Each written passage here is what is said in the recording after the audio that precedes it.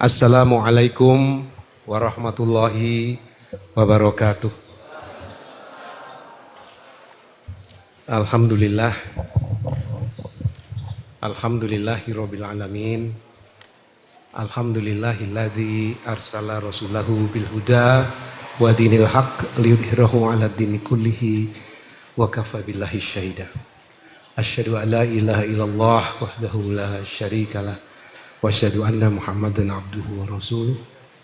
Allahumma sholli wa sallim wa barik ala Muhammadin wa ala alihi washabihi ajmain. Qala Allah ta'ala fil Qur'anil Karim, a'udzu billahi minasy syaithanir rajim. Bismillahirrahmanirrahim.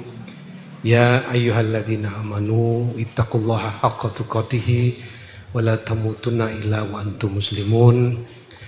Wa'tasimu bihablillahi jami'a wa la tafarraqu. Wa qala aidan bismillahirrahmanirrahim, la uqsimu bihadzal balad wa anta khillum bihadzal balad wa walidi wa ma walad. Shadaqallahul adzim. Para sesepuh, para kiai, ulama, sahabat-sahabat senior rahimakumullah, saya mengambil tone yang agak dingin kira-kira ya. Sudah mulai anget tadi oleh paparan Ustadz Rahmat. Tugas saya memberi perspektif halal bihalal dalam kerangka kebangsaan lah kira-kira begitu nggih. Sewu.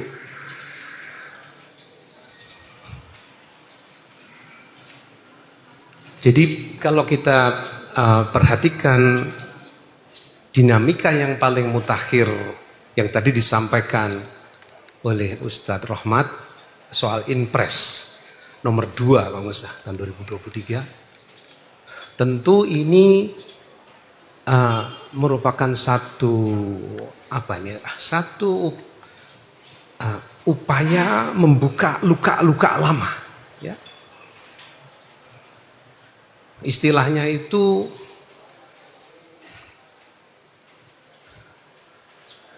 hujan di hulu belum tuduh, luka dahulu belum sembuh.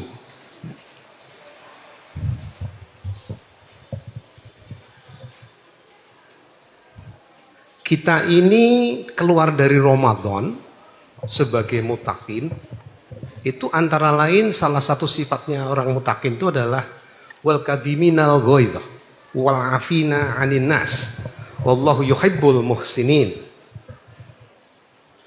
Kita sanggup menahan marah dan senang memaafkan kesalahan orang. Saya pikir umat Islam Indonesia, apalagi orang Indonesia ya, itu mudah sekali memaafkan, dan kadang-kadang kita ini pelupa dengan kejadian-kejadian yang masa lalu. Kita ini orang yang sangat pemaaf background kita, apalagi mengenal Islam lebih-lebih lagi. Jadi proses-proses islah itu di antara kelompok-kelompok yang bertikai itu sebetulnya sudah terjadi secara alamiah. Jadi kita sudah berada dalam satu situasi di mana konsolidasi internal itu sudah baik sebetulnya, tapi kemudian ungkapan luka-luka lama ini malah justru menyakitkan, ya.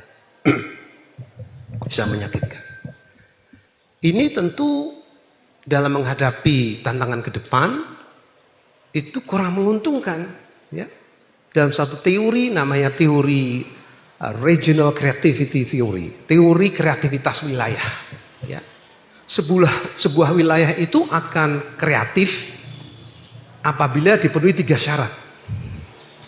Yang pertama itu ada kolam talenta,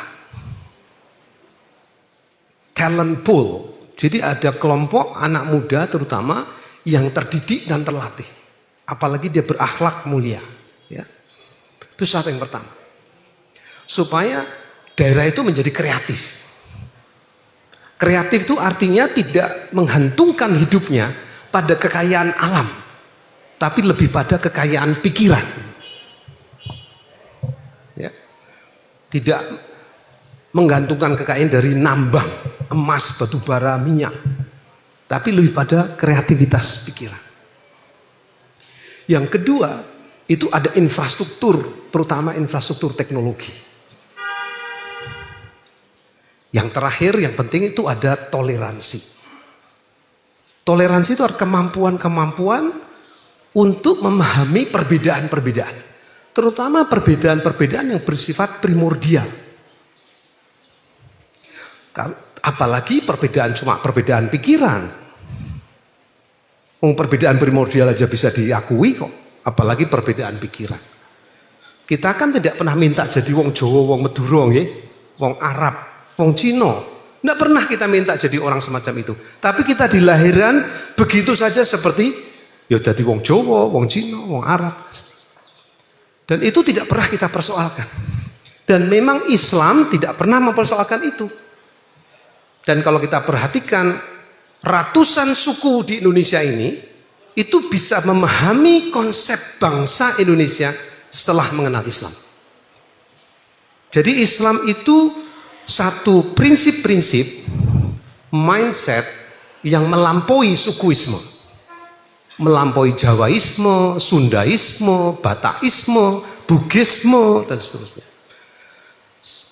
Sehingga itu yang menjelaskan kenapa bangsa Indonesia masih utuh setelah upaya penjajahan beratus-ratus tahun yang tidak berhasil. Jadi saya tidak sependapat kalau dikatakan Indonesia itu dijajah oleh Belanda 350 tahun. Yang terjadi sebetulnya perlawanan umat Islam menghadapi penjajahan selama sekian ratus tahun itu. Belanda itu tidak pernah sepenuhnya menguasai Indonesia, tidak pernah. Ini yang membedakan antara umat Islam, bangsa Indonesia, dengan bangsa Indian. Bangsa Indian itu ditaklukkan oleh bule Barat, Spanyol, kemudian Inggris dan teman-temannya, habis. Indian American itu sudah habis. Menjadi bangsa yang kecil sekali hidup di kantong-kantong perlindungan. Habis karena tidak mengenal Islam. Aborigin Australia juga sama nasibnya. Didatangi Inggris, habis.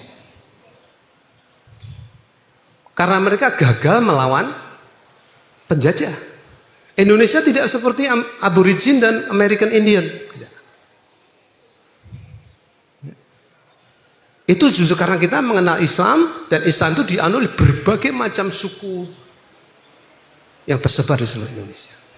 Bahkan melampaui Indonesia seperti yang kita kenal sekarang, termasuk Filipina, Malaysia dan seterusnya. Ibu bapak sekalian rahimakumullah,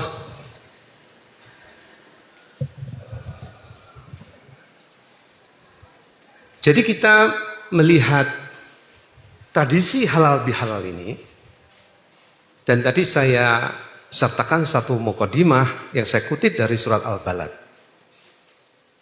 Jadi kita ini diciptakan sebenarnya tidak mengenal tanah air dalam arti kaku. Ya, berarti waktu Muhammad Rasulullah dilahirkan di Mekah, beliau menyatakan la uqsimu bihadzal balad. Tapi dakwah beliau itu melampaui Mekah.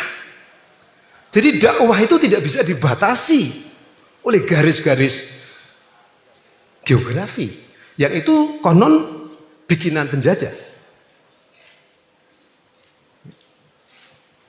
Wa antahilum bihadzal balad. Jadi dimanapun kalau kita berada ini, ya kita berada di bumi Allah.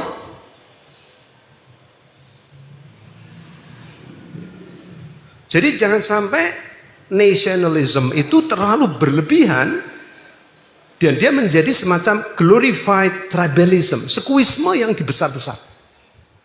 Karena itu tidak sesuai dengan konsep Islam. Islam itu melampaui suku dan melampaui bangsa.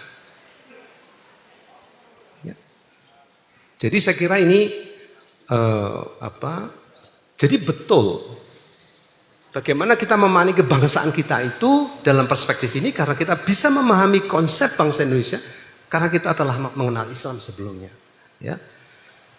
Dan kalau kita melihat perbedaan-perbedaan di antara teman-teman kita, inklusivisme tadi disampaikan oleh saudara, ya, itu built in karena kita tidak pernah mempersoalkan perbedaan primordial. Ya. Apalagi perbedaan pikiran. Ya. Perbedaan pikiran itu boleh, ya. Dan itu bagian dari kreativitas. Ya. Jadi kalau semuanya serba sama, nggak maju kita, nggak ada kreativitas, tidak ada perkawinan gagasan. Ya.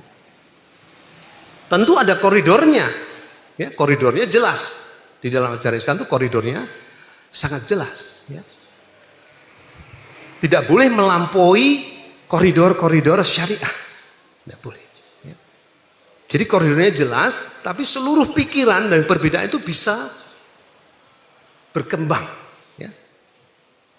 Dan itu bagian dari bagaimana kita merespons, ya, tantangan-tantangan mutakhir yang kini berkembang dengan kehadiran teknologi, internet dan sebagainya, sehingga kita